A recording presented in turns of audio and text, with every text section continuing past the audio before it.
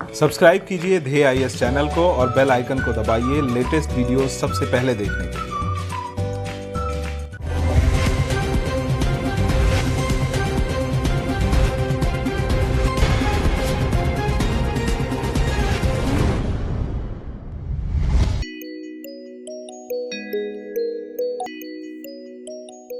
हम अक्सर अपनी ज़िंदगी में बड़ी आसानी से हार मान लेते हैं।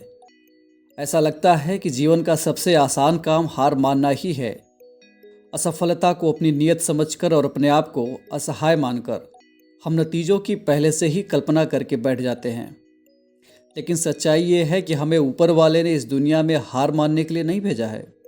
हमें भेजा गया है दुनिया में कुछ नए मूल्यों को जोड़ने के लिए, जीतने के लिए और मानवता को बेहतर बनाने के लिए। और इसी तरह चलती है हमारे जीवन की ये विकास यात्रा।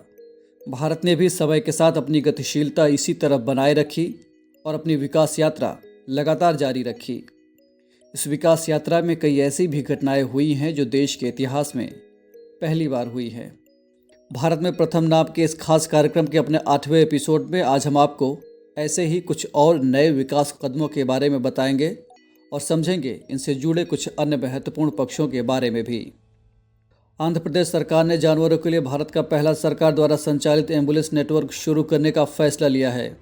इसका मकसद राज्य में पशुपालन और पशु चिकित्सा क्षेत्र को बढ़ावा देना है। इसके तहत पशुपालन विभाग को राज्य के हर विधानसभा क्षेत्र में एक मोबाइल एम्बुलेंस पशु चिकित्सा क्लिनिक स्थापित करने का निर्देश दिया गया है।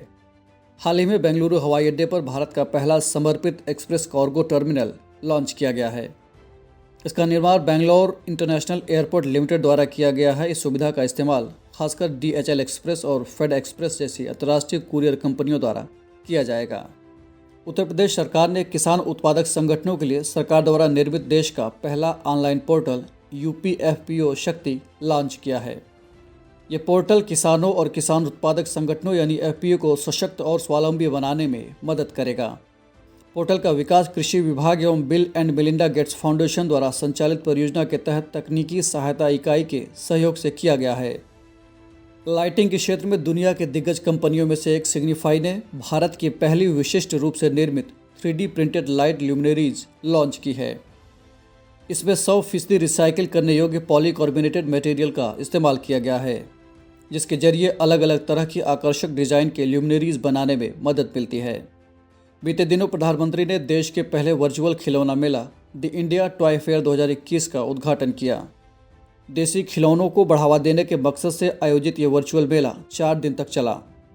प्रधानमंत्री ने कहा कि ये पहला खिलौना मेला केवल एक व्यापारिक या आर्थिक कार्यक्रम भर नहीं है, बल्कि ये देश की सदियों पुरानी खेल और उल्लास की संस्कृति को मजबूत करने की एक कड़ी है।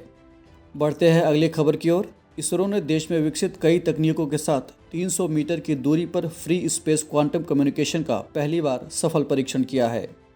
प्रदर्शन में लाइव वीडियो कॉन्फ्रेंसिंग का इस्तेमाल किया गया था, जिसमें क्वांटम की एनक्रिप्टेड सिग्नलों का उपयोग किया गया था। इसे क्वांटम क्रिप्टोग्राफी भी कहा जाता है, जिसमें संदेशों को प्रकाश कणों में बदलकर इस तरह सुरक्षित तरीके से भेजा जाता है कि उन्हें कोई हैक नहीं कर सकता। यह क्वांटम इंजीनियरिंग का इस्तेमाल कर बिना किसी शर्त के सुरक्षित उपग्रह डेटा संचार के लिए एक बड़ी उपलब्धि है।